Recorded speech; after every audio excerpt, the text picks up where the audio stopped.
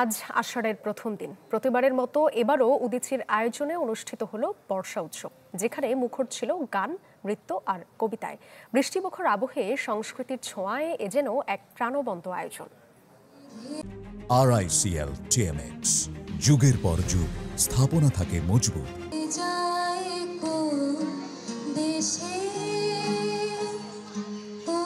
গানে গানে এভাবে উদ্বোধন হলো উদীচীর বর্ষা উৎসব।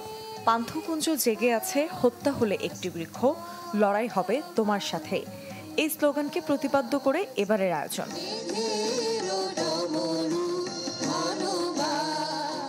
নাচ, বর্ষাকথন আর সুরের ঝংকারে মুখরিত হয় বাংলা একাডেমির নজরুল মঞ্চ। শহুরে জীবনে এ যেন প্রাণ প্রকৃতির মেলবন্ধন।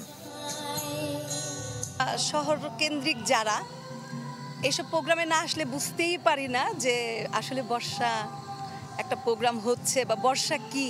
আমি যখন স্টুডেন্ট তখন থেকে আমি দেখে এসেছি উদীচী এই প্রোগ্রামটা করে আসে। সেক্ষেত্রে আমার সংগঠনের শিশুদের নিয়ে যখন আমি জয়েন করতে পেরেছি, আসলেই ভালো লাগছে। উদীচী মনে করে যে বর্ষা উৎসবটা বাংলাদেশ তথা নগর জীবনে খুব বেশি করে উদযাপন করা দরকার, স্মরণ করা দরকার, যাতে এই সর্বপ্রাণের বিষয়টা যেন মানুষের মধ্যে আরো জাগ্রত হয়।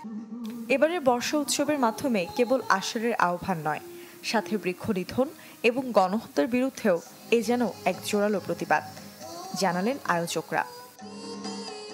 শুধুমাত্র বর্ষা ঋতু নয়, অন্যান্য ঋতুর যে ভিন্নতা এবং ঋতুর যে প্রভাব, সেই ঋতুগুলো কিন্তু আস্তে আস্তে পরিবর্তিত হতে যাচ্ছে।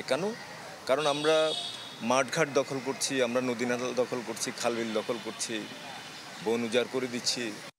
উৎসব শেষে শিল্পীদের হাতে স্মারক হিসেবে তুলে দেওয়া হয় গাছের চারা। সবুজের নিদারুণ অভাব। মুনসুন ঐশী, চ্যানেল 24, ঢাকা।